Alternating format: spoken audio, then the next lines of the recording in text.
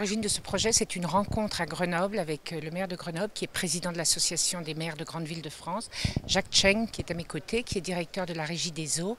Et l'idée, c'était de mobiliser toutes les grandes villes de France autour du projet de puits dans le désert pour l'ONG Tiden.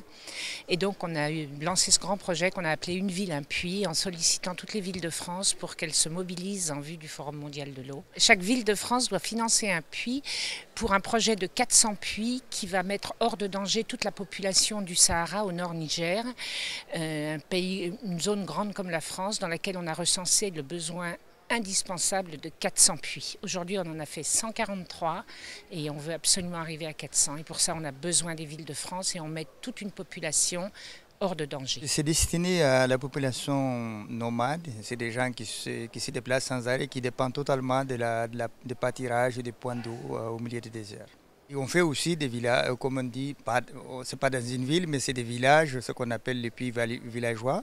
Il y a eu une véritable impulsion, un accompagnement d'abord en finançant un puits, puis 20. Et puis aujourd'hui, ce grand projet que grâce à la ville de Marseille, on va pouvoir élargir parce que la demande, vous avez vu, est énorme.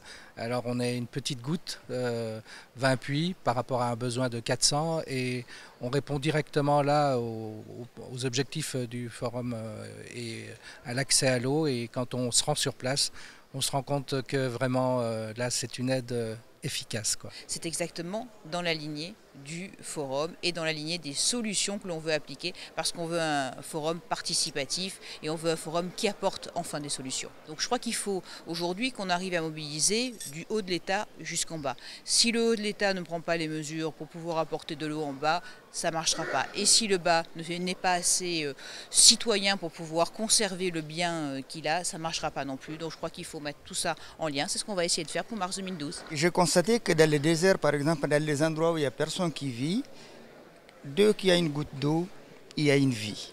Je peux vous donner un exemple. Moi, je travaillais dans le tourisme avant. Je sillonnais tous les déserts du monde. Enfin, pas du monde, mais en particulier en Afrique. Chaque fois que tu t'arrêtes au milieu de rien, il fait chaud. Tu mets un peu d'eau sur un rocher creux comme ça.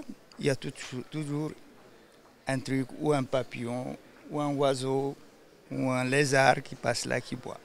On a entendu parler de solutions pour l'eau.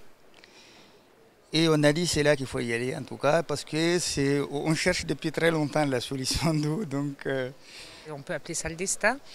Et je pense que j'étais appelée pour m'investir totalement sur ces problèmes d'eau et que cette rencontre inopinée a permis beaucoup de progrès, beaucoup de choses. Et aujourd'hui, ce grand projet, c'est vraiment mon chemin d'aujourd'hui.